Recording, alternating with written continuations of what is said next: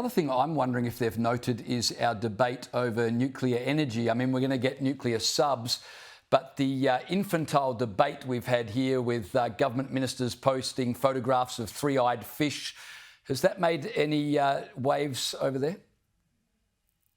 Not on that front, but one of the other things I'm doing here is because I'm doing a documentary for Sky on the energy transition. I've been catching up with people in the United States about the debate here. Of course, the energy transition is happening everywhere around the world. But you know what's happening here? Here they've got really cheap gas, and they're basing any renewables that they're putting onto the grid on the basis that they have that cheap gas, something that we don't have in Australia.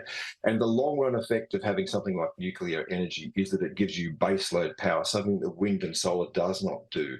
So in conversations yesterday with people who are charged with running these systems in the United States, they're looking at us with great interest and thinking that the system that we're putting in place, A, will not work and will be massively expensive. And James, this is something that people need to discuss. The cost of the system that we are building will be the problem that we face, not the cost of nuclear, which is down the track. Now, even if we were going to do that, that is expensive, that is a long run thing. In the end, it will become necessary for the kind of power that we'll need to run a modern economy. But the fact of the matter is the system that we are building is both expensive and will be extremely difficult to manage. So we need to have a long, hard look at what we are building and the cost of that, and that will be reflected in your bills. And so this is the thing the government will not be able to run away from, James, is the fact that you can spin as much as you like. In the end, you can't battle with physics. And that's the way the grid is actually run.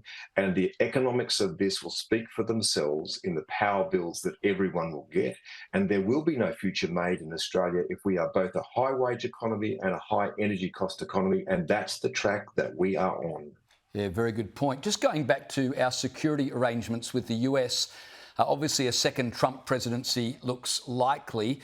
And Trump harbours would you say, a general antipathy for security agreements such as NATO. How safe is AUKUS if Trump is elected to the White House?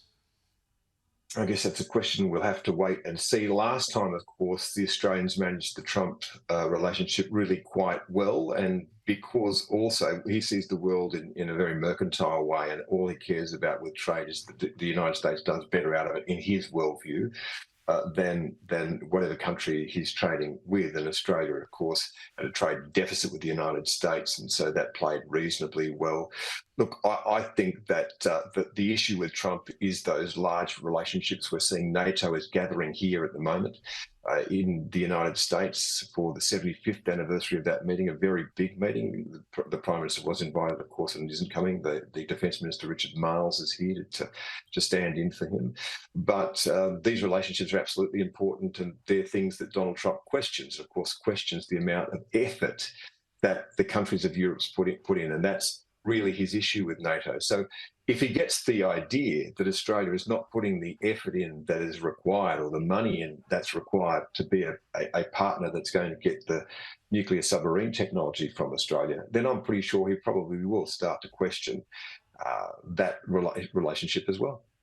Yeah, Chris Uhlmann, thanks for your time, especially given it's very early in the morning over there. So I really appreciate it. Pushing towards